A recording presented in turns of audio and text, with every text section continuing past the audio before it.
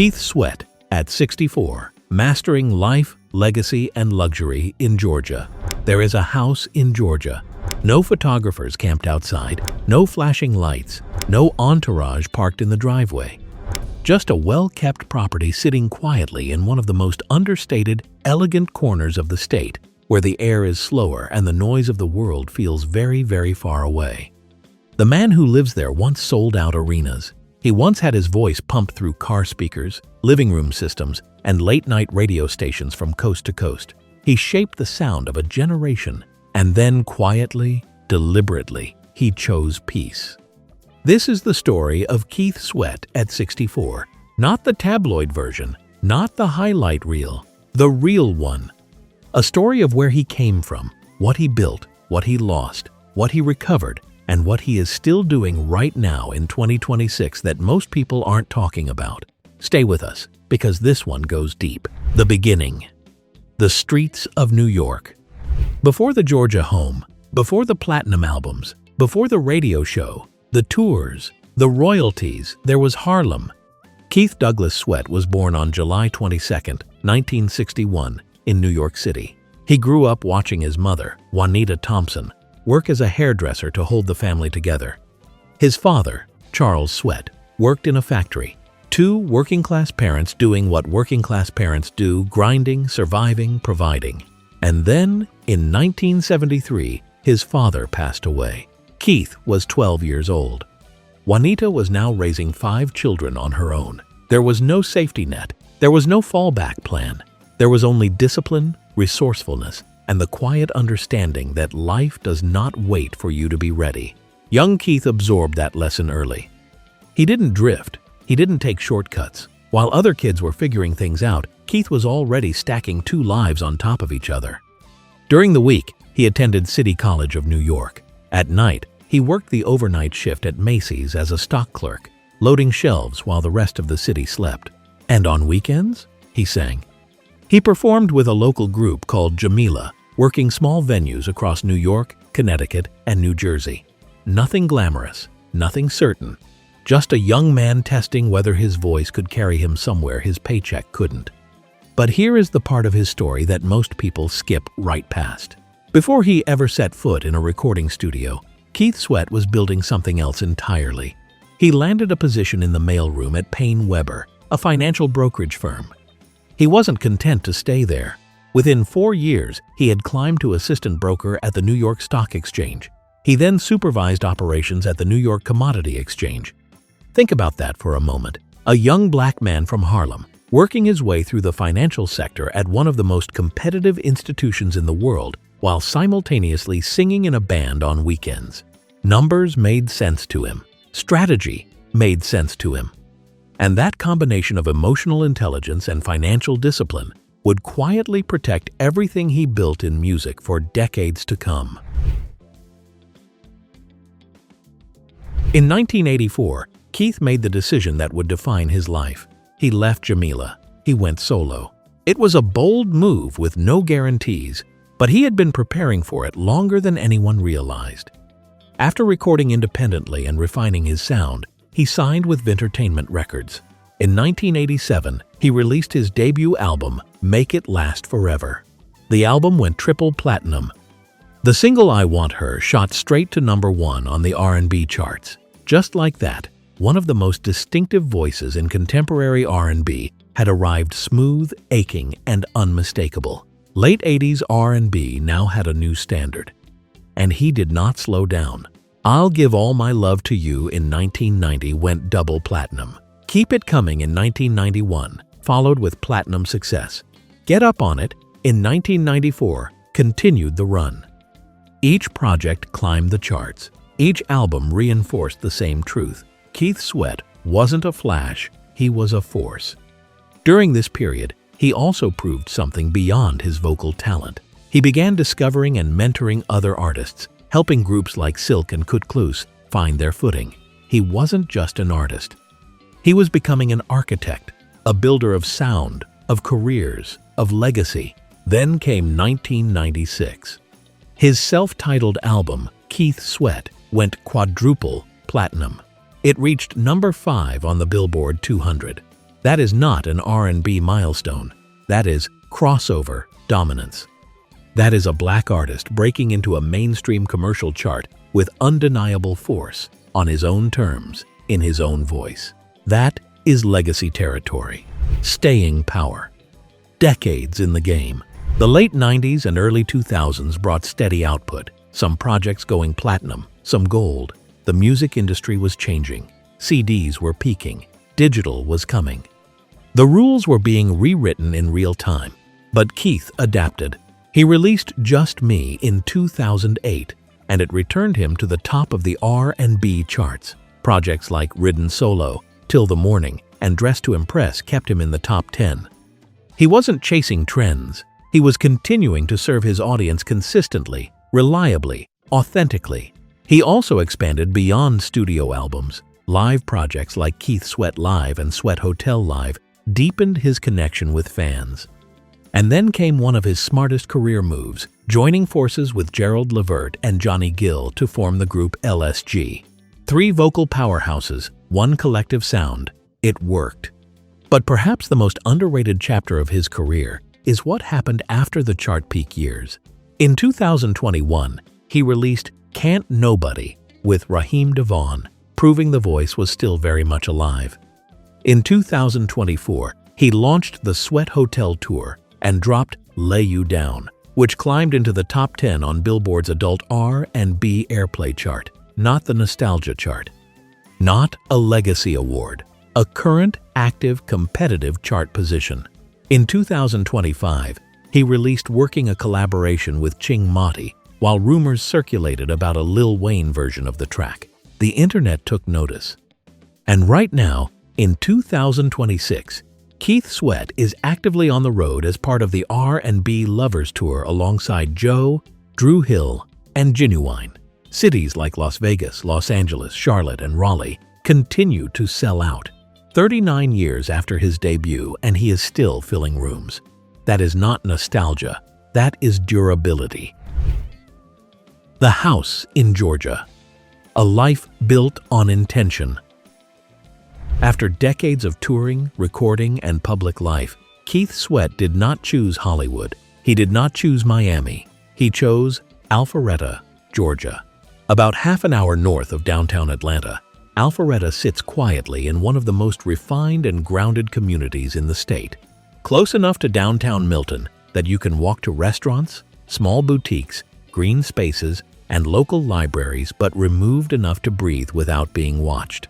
The location alone tells you something about the man. Step inside, and the tone is immediately clear. This is modern comfort, deliberately chosen. The kitchen anchors the main floor, clean lines, a large center island, updated appliances, and an open layout that flows naturally into a dramatic 2-story living room. It is the kind of space where guests gather without effort. Upstairs, the master bedroom is not just spacious, it is calm. A dedicated seating area creates room to unwind. The bathroom leans spa-like without crossing into excess. The lighting and fixtures throughout carry a polished, contemporary warmth. Not cold, not stark, warm and precise. But the real personality of this property lives outside. The backyard is not simply landscaped, it is curated. A tiled patio leads to both an outdoor fireplace and a fire pit. It is easy to picture intimate gatherings here, quiet conversations, evenings you don't post online. And the practical details matter too. The roof is relatively new. There is a full irrigation system. Professional outdoor lighting enhances both security and beauty. 2 ChargePoint electric vehicle stations are ready in the garage. A natural gas generator can power the entire house. This is not a celebrity showcase. This is a home built for sustainability, comfort, and peace. There is also an older property in Milton historically tied to him, transferred to a trust in 1999 and later facing financial complications. Real estate, like life, has chapters. What stands today is stability. This Georgia home does not scream celebrity, it whispers legacy. The money, the truth about what it costs to stay in the game. Let's talk about money, because success in music does not always move in a straight line, and Keith Sweat knows that better than most. His current net worth is estimated at nearly $500,000, For an artist whose catalog generated tens of millions over several decades, that number raises eyebrows. But it also tells a complete story, one of major highs, real financial setbacks, industry shifts, and ultimately, resilience. At his peak, the numbers were powerful. 13 studio albums, 6 certified platinum or higher. His 1987 debut sold more than 3 million copies. The 1996 self-titled record went 4 times platinum. During the CD era, when physical sales drove real income, those numbers translated into substantial revenue. His live performances added significantly to that. At the height of his career, he reportedly commanded between $30,000 and $100,000 per show. Multiply that across national and international touring schedules, and the stage was a serious income engine. But albums age, and the music industry changed.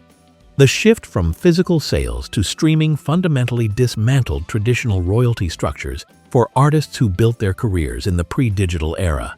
What once generated significant passive income began generating fractions of what it used to.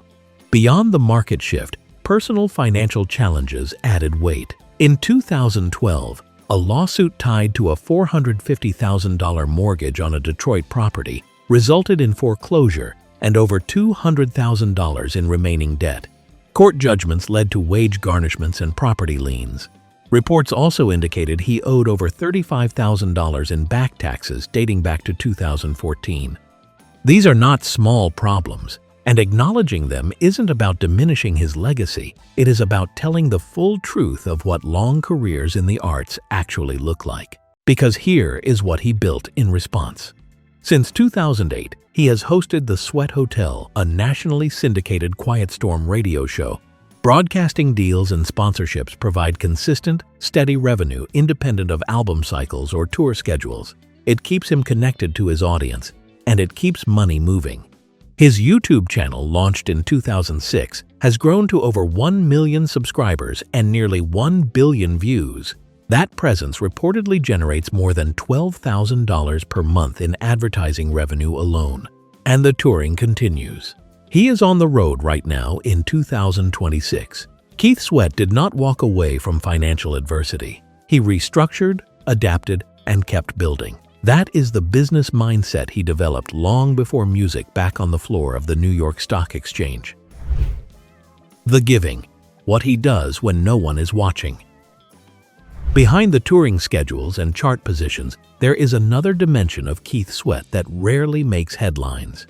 He gives back, quietly, consistently, and with apparent intention.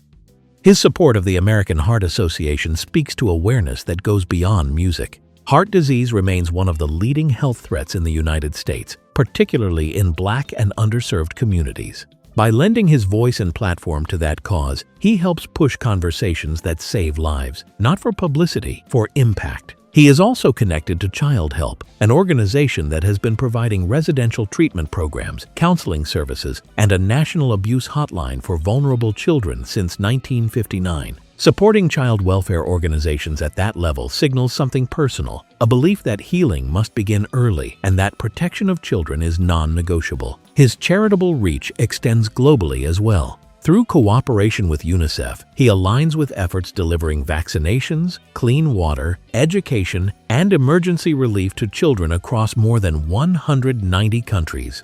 That kind of global awareness reflects a man who understands that compassion, like music, should not stop at borders. Education is another pillar.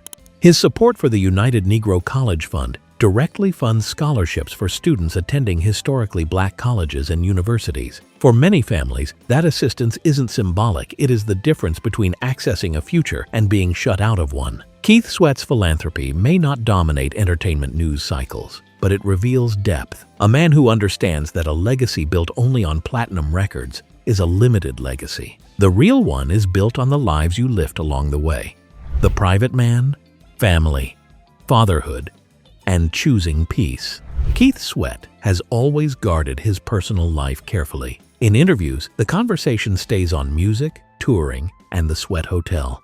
But when family comes up, when fatherhood comes up, something shifts in how he speaks. The tone changes. The pride becomes visible. He has said more than once that being a present father matters more to him than any chart position. That is not a talking point. That is the articulation of a man who has watched what absence does to a family and chose differently. He was married to Lisa Wu in 1992. The marriage lasted a decade before ending in 2002. Like many high-profile unions navigated under public pressure, it faced challenges, including custody disputes in the years that followed. Reports indicate that Keith ultimately shared or won custody. He has maintained that co-parenting, while not always simple, remains a priority. Beyond that marriage, Keith is father to multiple children, including daughters from previous relationships and a son named Joshua. He rarely overshares. But when he does speak about his kids, the superstar image fades quickly. He becomes a father. That shift is visible and real. As of early 2026, he remains single. During a January 2026 appearance on The Breakfast Club, he openly stated that he avoids celebrity dating. Privacy, he explained, brings peace. After decades of public life, that is not a complaint. That is a conscious, deliberate choice. Of course, a career this long comes with controversy. In mid-2025, comments he made during live performances and interviews about modern relationships, specifically regarding household roles, went viral. Critics labeled the remarks outdated. Supporters argued he was speaking from personal experience. Keith later clarified that he values partnership and mutual effort. The debate lingered online, as debates do. There was also the Versus battle with Bobby Brown. Fans tuned in for nostalgia. Social media buzzed about his onstage energy. Some commenters were humorous, others were more critical. In the digital era, every moment gets magnified and misread in equal measure. A brief public exchange with 50 Cent, stemming from scheduling conflicts, added fuel to headlines. It was sharp, fast, and very internet-driven. The kind of moment that trends for 48 hours and then dissolves. But through all of it, the criticism, the viral moments, the decades of change, one thing has remained constant. Keith Sweat keeps showing up for his tours, for his radio show, for his children, for his audience, on his terms. 64 and still moving. What longevity actually looks like. Here's what 64 looks like for Keith Sweat. It looks like a sold-out R&B Lovers Tour in 2026 alongside Joe, Drew Hill, and Genuine, performing in cities that still pack in every seat. It looks like a radio show that has been running since 2008 that continues to hold its audience and that keeps his voice in the living rooms of fans who grew up with him. It looks like a Georgia home that doesn't announce itself, a property built for comfort, privacy, and longevity, not for display. It looks like a YouTube channel approaching 1 billion views and still generating income month after month. It looks like a man who understands, probably better than most, that the real work of life is not about climbing forever. It is about enduring, adapting, rebuilding when necessary, and choosing deliberately, consciously, what kind of life you want to lead when the applause fades. Keith Sweat started with nothing easy. He lost his father at 12. He worked overnight shifts while attending college. He climbed Wall Street before he ever climbed the charts. He built a career across more than 39 years, navigated financial challenges that would have ended lesser careers, and came out the other side still making music that lands in the top 10. That is not luck. That is not nostalgia. That is mastery. And at 64, from that quiet house in Alpharetta, with the fire pit in the backyard, and the charging stations in the garage, and the studio sessions still being booked, Keith Douglas Sweat is not winding down. He is living exactly as he intends to live. On his own terms, in his own time, in his own house, in Georgia. If this documentary-style deep dive gave you a new perspective, a piece of the story you didn't know, then let's keep building this community together. Drop a comment below. Tell us what surprised you most. Tell us what part of his story resonated. And if you are here for more in-depth profiles like this one, the kind that go beyond the surface and find the real story, then subscribe, hit the notification bell, and stay with us. Because we are just getting started. Thank you for watching. We will see you in the next one.